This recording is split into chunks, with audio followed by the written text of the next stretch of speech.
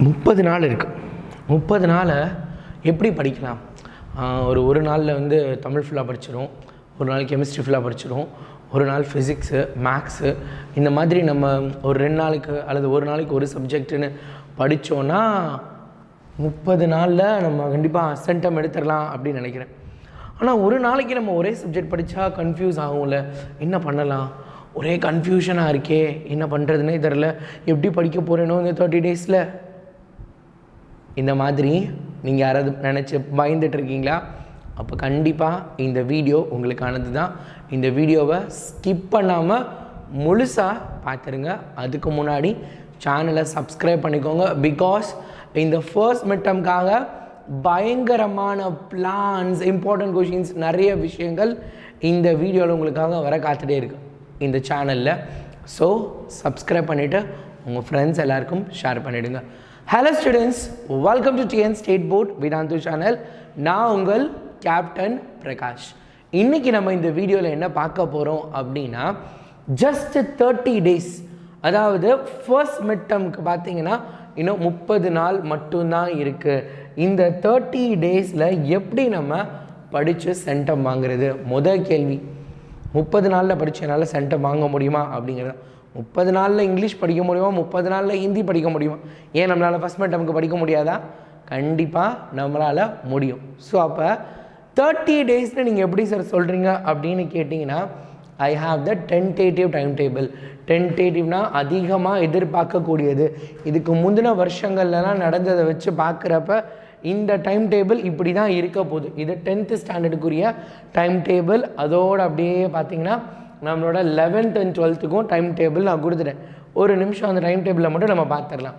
21 ஜூலை மாதம், இன்றைக்கி டேட் 23. ஆக்சுவலாக 30 டேஸ் கிடையாது, இதில் கொஞ்சம் முன்ன பின்ன இருக்கலாம். அதனால் அப்ராக்சிமேட்டாக 30 டேஸ் இருக்குது.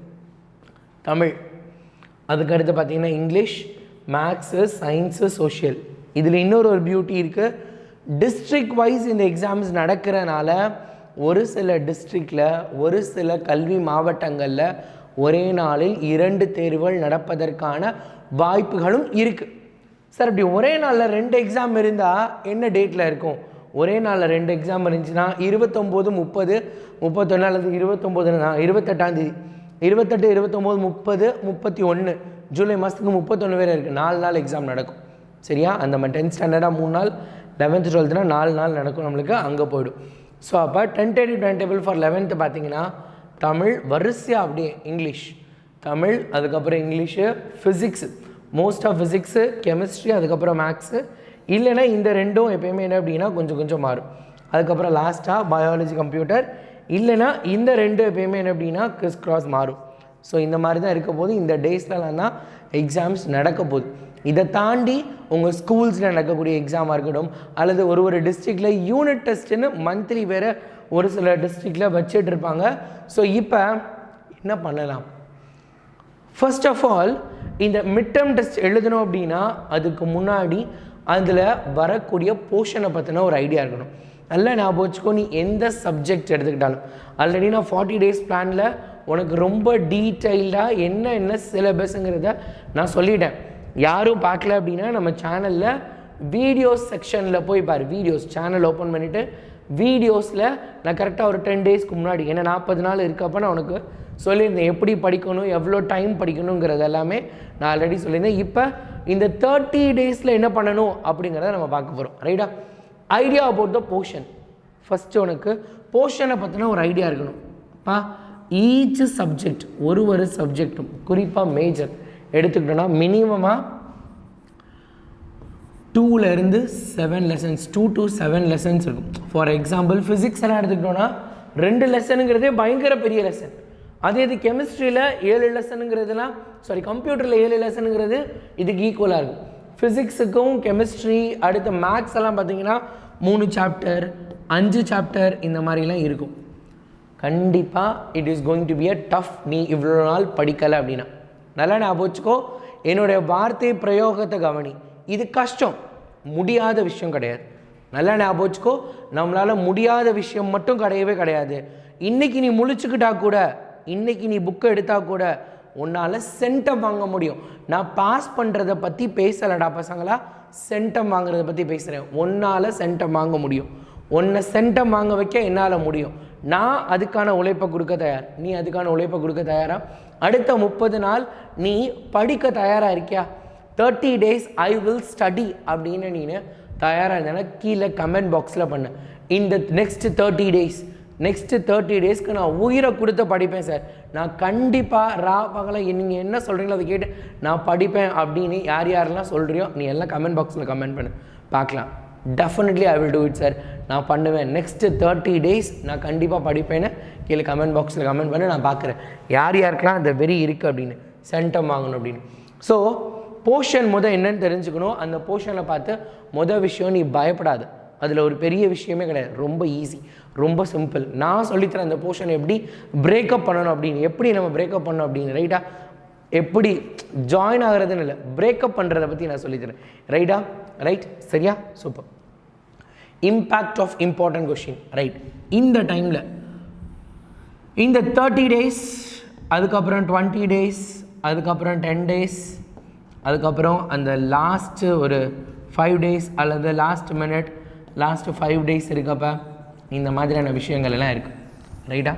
இந்த மாதிரி நிறைய விஷயங்கள் இருக்குது. அதில் இந்த இம்பார்ட்டன்ட் கொஷினோட இம்பேக்ட் என்ன அப்படின்னு பார்த்தேன்னா, நல்லா ஞாபகம் வச்சுக்கோ, உன் மனசில் நல்லா ஏற்றிக்கோ. நீ சென்டம் வாங்க பிறந்திருக்க, உன்னால் கண்டிப்பாக சென்டம் வாங்க முடியும்னு நான் நம்புகிறேன். அதே நம்பிக்கை உன் மேலே உனக்கு இருக்கணும். எனக்கு உன் மேலே இருக்க நம்பிக்கையை விட உன் மேலே உனக்கு அதிகமான நம்பிக்கை இருக்கணும். ஸோ நீ உன்னை நம்ப போகிற. இம்பார்ட்டன்ட் கொஷின் கண்டிப்பாக நாங்கள் கொடுப்போம். கொடுக்குற வரைக்கும் நீ வெயிட் பண்ணணும். அது வரைக்கும் எதுவுமே படிக்காமல் இருக்கக்கூடாது. அது வரைக்கும் நீ என்ன பண்ணுறன்னா புக் பேக், புக் இன், இது எல்லாத்தையும் நீ படிக்கிற. இம்பார்ட்டன்ட் கொஷின் எப்போ படிக்கணும் அப்படின்னா 20 daysக்கு அப்புறம் தான் நீ படிக்கணும். 20 daysக்கு அப்புறம் மினிமமாக சொல்லணும்னா லாஸ்ட்டு 10 days. லாஸ்ட்டு 10 days அப்படின்னா ஜூலை 10ஆம் தேதிக்கு அப்புறத்துலேருந்து நம்ம இம்பார்ட்டன்ட் கொஷின்ஸ் படிக்கலாம். அது வரைக்கும் முழுவதுமாக இருக்கக்கூடிய பாடங்களை படிக்கணும். நீ இப்போயே இம்பார்ட்டன்ட் கொஷின்குள்ளே குதிச்சுட்ட அப்படின்னா உன்னோட சென்டம் கனவு கலைஞ்சிடும். நல்லா ஞாபகம் வச்சுக்கோ, நம்மளோட எய்ம் சென்டம். எண்ணுவதெல்லாம் உயர்வுள்ளல். எப்பயுமே நீ யோசிக்கிறத பெருசாக யோசி அப்படிங்கிறது தான் நம்மளோட எய்ம். மேக்ஸிமம்க்கு தான் இருக்கணும். 100 தான் மேக்ஸிமம், 100 marks. அது கன்வெர்ட் பண்ணுறாங்க, என்ன வேணால் பண்ணுறாங்க. சொல்கிறது சென்டம், ஃபுல் மார்க் வாங்கணும். அதனால் இப்போதைக்கு இம்பார்ட்டன்ட் கொஷினுக்கு ஒரு பிரேக் விடு. நாங்களும் கொஞ்சம் கொஞ்சமாக கொடுக்க ஆரம்பிச்சிட்டோம். கொஷின் பேப்பர்ஸ் இப்போ பார்த்துட்ருக்கோம். அதுக்கப்புறம் நம்ம இம்பார்ட்டன்ட் கொஷின்ஸ் எல்லாம் பார்ப்போம். அதனால் கொஞ்சம் கவனமாக இரு. So important question, impact of important question. Important கொஷினோட இம்பேக்ட் என்னங்கிறத புரிஞ்சுக்கோ. உன்னை பயங்கரமாக கவுத்தக்கூடியது இந்த இம்பார்ட்டன்ட் கொஷின். நிறைய சேனல்ஸில் போடுவாங்க, நாங்களும் போடுவோம். ஆனால் இப்போதைக்கு வேண்டாம். ஒரு 10 days, ஒரு 1 week-ஆவது வெயிட் பண்ணு. ஒரு 1 week-ஆவது வெயிட் பண்ணு. இந்த ஒரு 1 week-ல் நம்மளால் எவ்வளோ படிக்க முடியுமோ அவ்வளோ விஷயத்தை படிச்சுட்டு அதுக்கப்புறம் நம்ம அதை பண்ணலாம். அடுத்த டெய்லி ஷெட்யூல் நான் லாஸ்ட் கிளாஸில் சொல்லியிருந்தேன். அதை விட இப்போ நான் வேறு ஒரு ஷெட்யூல் மாற்றிருக்கேன். ஸோ நீ அதையாவது பண்ணணும். ஏன்னா அப்போ 40 நாள் இருந்துச்சு. இப்போ நம்மக்கிட்ட ஜஸ்ட் 30 days. பசங்களா, daily you have to study. Daily 3 subjects மினிமமாக நீ படிச்சிருக்கணும். ரைட்டா? மினிமமாக, மேக்ஸிமம் 4 subjects. நானும் ஒன்று மாதிரி இருந்து வந்திருக்கேன். நானும் டெய்லி பசங்களுக்கு சொல்லித்தரேன். என்கிட்டயும் நேரில் படிக்கிறாங்க. எனக்கு என்ன அப்படின்னா, நான் சொல்கிறேன், ஒரு நாளைக்கு ஒரு குழந்தையால் எவ்வளோ படிக்க முடியும்னு எனக்கு தெரியும். அதனால தான் நான் சொல்கிறேன், டெய்லி 6 subject படின்னு என்னால் ஈஸியாக இதில் எழுதி போட்டு உங்ககிட்ட சொல்லிட்டு போக முடியும். ஆனால் அது எனக்கு வேண்டாம். உன்னால் என்ன பண்ண முடியுமோ, ஒரு மனிதனால், ஒரு நார்மல் 14, 15, 16 வயசு இருக்கக்கூடிய பையனால் ஸ்கூலுக்கு போயிட்டு வந்துட்டு என்ன பண்ண முடியுமோ அதுதான் நான் சொல்கிறேன். அதை கவனமாக படி. உன்னோட சுச்சுவேஷனுக்கு ஏற்ற மாதிரி நான் பேசுகிறேன். நீ எனக்கு ஏற்ற மாதிரி என்ன பண்ணணும், மார்க் வாங்கி காட்டணும். 3 subjects, அதுக்கப்புறம் 4 subjects. ரைட்டா? 3 to 4 subjects என்ன பண்ணலாம் நீ ஒரு நாளைக்கு படிக்கணும். சரி, இது எப்படி படிக்கிறது? காலையில் போன தடவை நான் 5:30 எந்திரிக்க சொன்னேன்னா எனக்கு ஞாபகம் இல்லை. ஸோ 4:30 to 5 கண்டிப்பாக எழுந்திரிச்சாகணும். வேறு வழியே இல்லைப்பா. 4:30 to 5 you have to get up. So காலையில் பார்த்தா அப்படின்னா இந்த 5 மணிலேருந்து 7 மணி வரைக்கும். ஸோ ஸ்கூலுக்கு கிளம்புறதெல்லாம் நீ உன்னோட கணக்கில் சேர்த்துக்கிட்டேன்னா ஒன்றும் பண்ண முடியாது. அதே மாதிரி சாப்பிடாமல் நிறைய பேர் போயிட்டுருக்கு. யாரெல்லாம் சாப்பிடாமல் போகிறீங்க? உனக்காக ஒரு முக்கியமான வீடியோ ரெடி ஆகிட்டே இருக்குது சாப்பாடை பற்றி. சோறு முக்கியம் அப்படிங்கிறது, சாப்பாடு முக்கியம் இல்லை அப்படின்னு, அது ரொம்ப முக்கியமான ஒரு விஷயம். நிறைய பேர் அதுவும் குறிப்பாக காலையில் பிரேக்ஃபாஸ்ட் அவாய்ட் பண்ணுற. That's very very bad. So அது கவனமாக ஞாபகம் வச்சுக்கோ. 5 to 7 இங்கே ஒரு 2 hours. ரைட்டா? அதுக்கப்புறம் 7 மணிலேருந்து சாயங்காலம் 6 மணி வரைக்கும் ஸ்கூல், ரைட்டா? நிறைய பேர் இந்த ஸ்கூலில் எதுவுமே பண்ண மாட்டோம், நாங்கள் ஸ்கூலுக்கு போய்டுவோம். See, you are learning a lot in between this time. இந்த டயத்தில் தான் நீ நிறையா படிக்கிற, உங்கள் ஸ்கூலில் நடத்துறது கவனிக்கிற, நிறைய விஷயங்கள் பேசுகிற, நிறைய பாடங்கள் பற்றி டீச்சர்ஸ் கிட்ட கேட்குற. This is a precious time. இதை எவ்வளோ யூஸ் பண்ண முடியுமோ அவ்வளோ தூரத்துக்கு யூஸ் பண்ண. 6:30 இருந்து நைட்டு 11:30 வரைக்கும், ரைட்டா? 7:30, 8:30, 9:30, 10:30, 11:30, 5 hours. நீ சென்டம் வாங்கலைன்னா என்கிட்ட என்னென்னு கேள்வி கேள்றாடி, ரைட்டா? 11:30க்கு அப்புறம் 12:30, 1:30, 3:30, 4:30, ரைட்? 4 hours, ரைட்டா? இதை வேணால் நீ if you want you can change it into, in case உங்கள் ஸ்கூல் 8 மணிக்கு கிளம்புனா போதுன்னா நீ 5:30 மணிக்கு எழுந்திரிச்சிக்கோ, ரைட்டா? அதை பொறுத்து இருக்குது, ரைட்டா? ஸோ இங்கே ஒரு 5 hours. ஸோ அப்போ 5 + 2 7 hours. இந்த 7 hours மட்டும் டெஃபினட்டாக நல்லா யூட்டிலைஸ் பண்ண அப்படின்னா நிஜமாக நீ வந்து சென்டம் வாங்குறத யாராலையும் தடுக்க முடியாது. ஆனால் வச்சுக்கோ, யாராலையும் தடுக்க முடியாது. நீ கண்டிப்பாக ஒரு சப்ஜெக்ட்லையும் அப்படியே புக்கில் இருக்க மாதிரியே நீ சூப்பராக எழுத போகிற. உங்கள் டீச்சர் உன்னை பார்த்து நீ யாரா அவன் எங்கே இருந்துடா வந்தான் அப்படிங்கிற மாதிரி அவங்க யோசிக்கிற அளவுக்கு உன்னோட ஸ்கோர் இருக்க போது அது வேணும் அப்படின்னா நீ அதுக்கு ரெடி ஆகிக்கும். Easy way to study. So இதுதான் என்ன அப்படின்னா நம்மளோட பிரேக்கப்பு. நம்ம எப்படி பிரேக்கப் பண்ண போகிறோம், ரைட்டா? நம்ம எப்படி போர்ஷன்ஸை பிரேக்கப் பண்ண போகிறோம் அப்படின்னு நான் வந்து ஆல்ரெடி லாஸ்ட் வீடியோலையும் சொல்லியிருந்தேன். அதுக்கப்புறம் கெமிஸ்ட்ரிக்குன்னு ஸ்பெசிஃபிக்காக 11th ஸ்டாண்டர்ட் ஃபர்ஸ்ட் மிட்டம்னு ஒரு வீடியோ போட்டிருந்தேன். அதில் ப்ரூஃபோட நான் கொடுத்துருந்தேன். இப்போயும் நான் சொல்கிறேன், போர்ஷன்ஸை எப்பயுமே என்ன அப்படின்னா ஈஸி வே டு ஸ்டடியில் இப்போ வந்து நீ ஃபுல்லாக படி, இப்போ வந்து புக் பேக்கை ஃபுல்லாக படி. பட் இனிமேல் வரக்கூடிய டேஸில் என்ன பண்ணணும் அப்படின்னா நீ உட்காந்து மெனக்கடணும். என்ன பண்ணணும்னா by types of question, by the types of question.